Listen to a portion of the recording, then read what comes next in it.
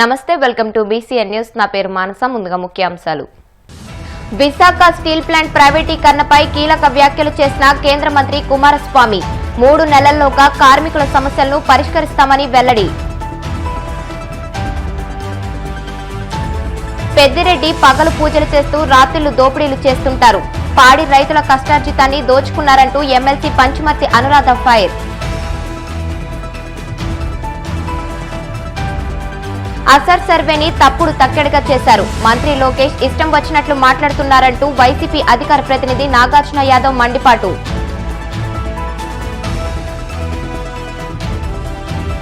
తిరుమల శ్రీవారిని దర్శించుకున్న మహారాష్ట్ర మాజీ గవర్నర్ విద్యాసాగర్ రావు. ఆలయ మర్యాదలతో స్వాగతం పలికిన అధికారులు. విశాఖలో స్టీల్ ప్లాంట్ పర్యటనలో కేంద్ర మంత్రి కుమారస్వామి బిజీగా గడిపారు. ఆయనతో పాటు ఉక్కు శాఖ సహాయ మంత్రి భూపతిరాజు శ్రీనివాస్ వర్మ కూడా ఉన్నారు.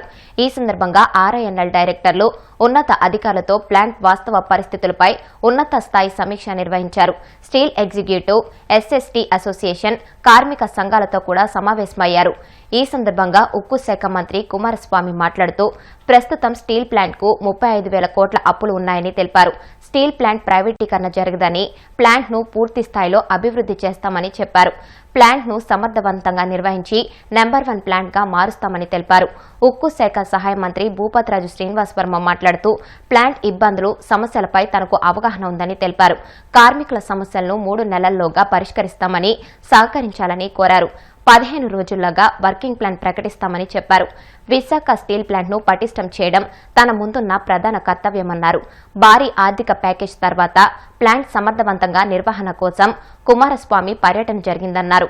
ప్లాంట్ ప్రైవేటీకరణ జరగకుండా నిరంతరం ప్రయత్నం చేశామని, సమిష్టి కృషి కారణంగా ప్రధాని మోదీ ఆర్థిక ప్యాకేజ్ ప్రకటించారని తెలిపారు. 2030 నాటికి దేశీయ స్టీల్ ఉత్పత్తి 300 మిలియన్ టన్నులకు తీసుకువెళ్లాలనేదే కేంద్ర లక్ష్యమని శ్రీనివాస్ వర్మ వెల్లడించారు. My colleague Bhupatiraju Varmaji explained in front of you several developments about RINL. The Prime Minister given me the opportunity to run the steel ministry. Several our Andhra member of parliaments, particularly our Bharat Garu, several times he approached me, briefed me about the RINL situation. After I assuming the charge in Delhi, in our ministry, we had several review meetings about the performance of our ministry. Whatever Varmaji expressed before you that our Prime Minister's vision of Vikasit Bharat, he has given a deadline to our steel ministry that by 2030 we should reach 300 million ton production of steel. Now we are in the second place in the world. China is the first country. After China, we are in the second place. Several challenges are there. The rate fluctuation also. Every day we are seeing even China dumping excess production what they have producing to India also. Several issues are with us. When I review about the RINL history is very big history is there. Several common men at that time when the protest was going on in more than 40-60 years back, I think 1980 or 1970s, more than 30 civilians was dead in that protest. Several senior citizens of Andhra, they have contributed in a big way to build up this RINL steel plant. ఈరోజు ఏదైతే విశాఖ ఉక్కు ఫ్యాక్టరీకి కేంద్ర ప్రభుత్వం అందించినటువంటి ఆర్థిక package ఏదైతే ఉందో 11,440 కోట్లు. దీని తరువాత ఏ రకంగా ప్లాంట్ను ముందుకు నడిపించాలనేటువంటి ఒక ఆలోచన కోసం ఇక్కడ ఉన్నటువంటి మేనేజ్మెంట్తో, ఉద్యోగులతో, కార్మికులతో మాట్లాడడం కోసం మరి కేంద్ర ఉక్కు మరియు భారీ పరిశ్రమ శాఖ మంత్రి ఎవరైతే ఈ 11,440 కోట్లు సాధించడంలో ముఖ్యమైనటువంటి పాత్ర పోషించారో శ్రీ కుమారస్వామి గారు ఈరోజు ప్లాంట్కి రావడం జరిగింది.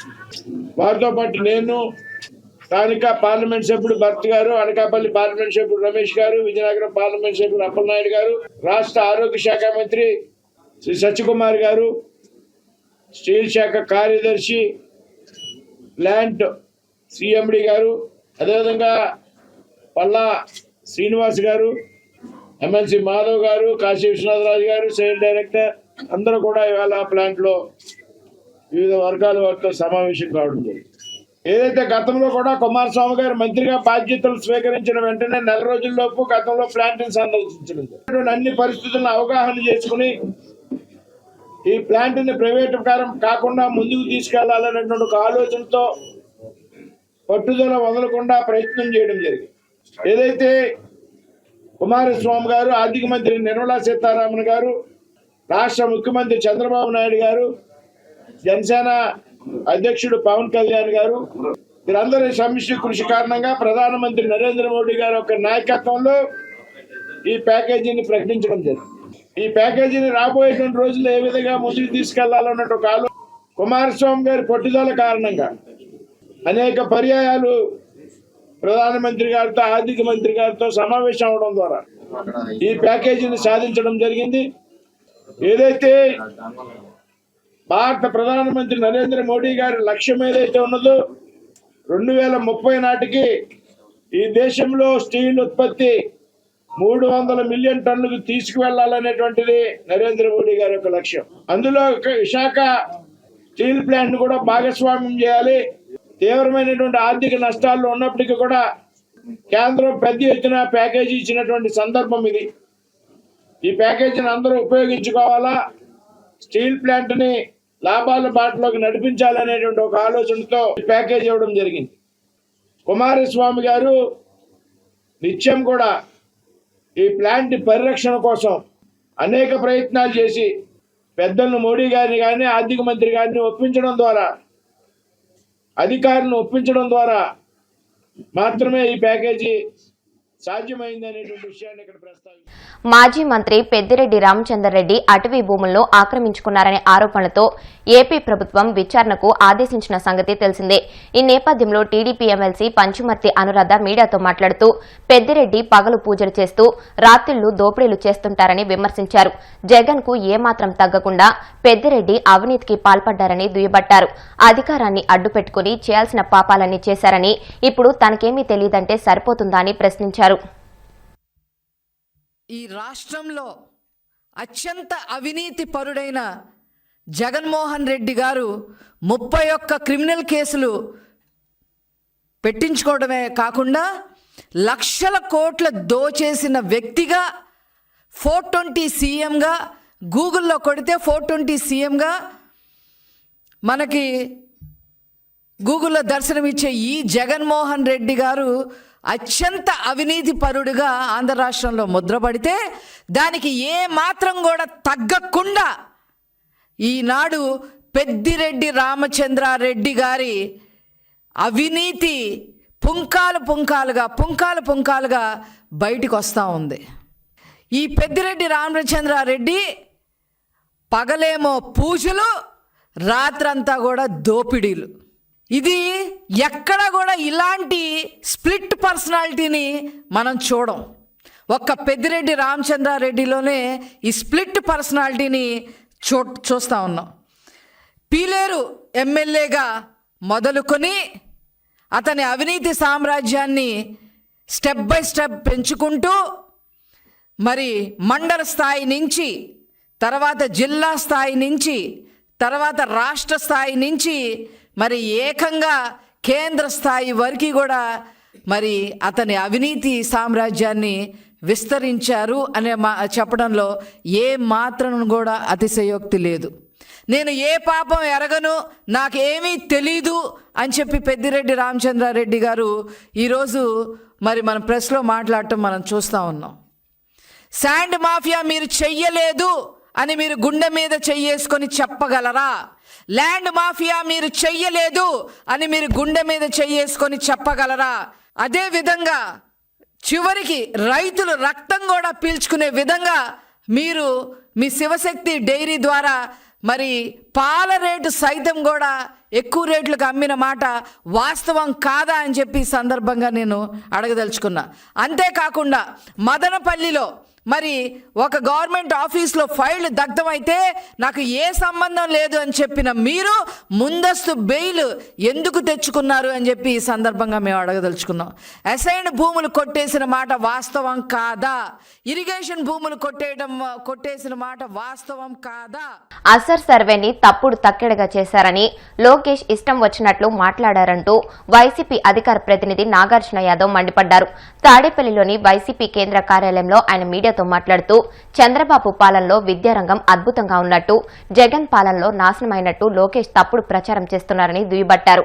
ఇంగ్లీష్ మీడియం చదువులు, సీబీఎస్ఈ చదువులు, ఐబీ సిలబస్ తెచ్చిన ఘనత జగన్దేనని, విప్లవాత్మక మార్పులు తెచ్చిన జగన్ పై తప్పుడు నివేదికలతో లోకేష్ మాట్లాడకూడదంటూ నాగార్జున యాదవ్ హితవు పలికారు. చాలా దిగజారిపోయాయనేది దాని యొక్క సారాంశం. అసలు ఏంటయ్యా ఈ అసర్ సర్వే ఏంది అంటే, ప్రథమ్ అనేటువంటి ఒక స్వచ్ఛంద సంస్థతో అసర్ సర్వే అనేది నిర్వహిస్తారు. అంటే annual status of education report అని. సో ఇది ఆయా రాష్ట్రాల్లో ఉన్నటువంటి డైట్ సంస్థల సిబ్బంది అందరూ కలిసి కొన్ని ప్రాంతాల్లో పర్యటన విద్యాస రంగాల్లో ఉన్నటువంటి మార్పులు చేర్పుల పైన ఒక సర్వే తయారు చేస్తారు. అయితే ఆంధ్రప్రదేశ్ రాష్ట్రంలో ఒక తమాషా జరిగింది. ఆంధ్రప్రదేశ్ రాష్ట్రంలో ఉన్నటువంటి అనంతపురం, ఈస్ట్ గోదావరి, కృష్ణా, కర్నూలు, ప్రకాశం విజ్ఞాన్ ఫౌండేషన్ సంస్థకు చెందినటువంటి ఒక లా కాలేజు, అదేవిధంగా కడపలోని ఎస్ఆర్ ప్రభుత్వ కళాశాలకు సంబంధించినటువంటి మరొక కాలేజీకి సంబంధించినటువంటి సిబ్బంది అందరూ కలిసి ఒక అసర్ రిపోర్ట్ తయారు చేశారు.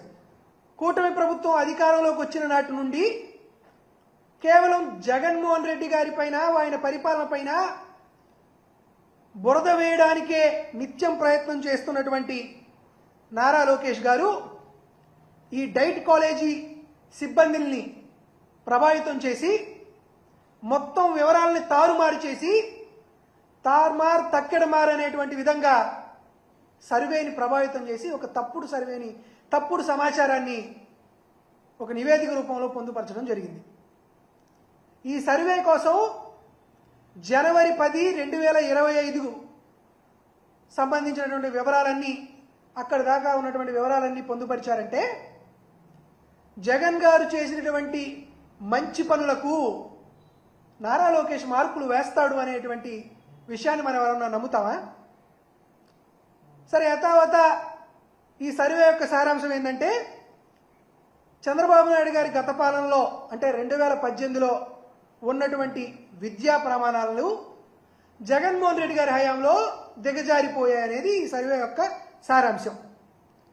జగన్మోహన్ రెడ్డి గారిని తప్పుగా చూపించాలని, జగన్మోహన్ రెడ్డి గారి హయాంలో రాష్ట్రంలో ఉన్నటువంటి విద్యారంగం తప్పుడు మార్గం వైపు వెళ్ళిందని చాలా ప్రయత్నాలు చేయడానికి ఈ నివేదికని ప్రభావితం చేశారనేటువంటి విషయం మనకు దాన్ని చూస్తేనే అర్థమవుతుంది. ఎందుకు ఇంత గట్టిగా చెబుతున్నామంటే, ఈ రాష్ట్రంలో బడికి వెళ్ళేటువంటి ప్రతి పిల్లవాడి యొక్క తల్లి గారిని కానీ తండ్రి గారిని కానీ అడగండి, అయ్యా ప్రభుత్వ పాఠశాలలో చదివేటువంటి విద్యార్థులు బాగుండాలని కోరుకుంది ఎవరు? వారు చదివేటువంటి ప్రభుత్వ పాఠశాలలు బాగుపడాలని తప్పించింది ఎవరు? పేద పిల్లలు చదివేటువంటి ప్రభుత్వ పాఠశాలలో గోరుముద్ద లాంటి కార్యక్రమం ఉండాలని ఆరాటపడింది ఎవరు? ఇప్పుడు కాసేపు ప్రకటనలు.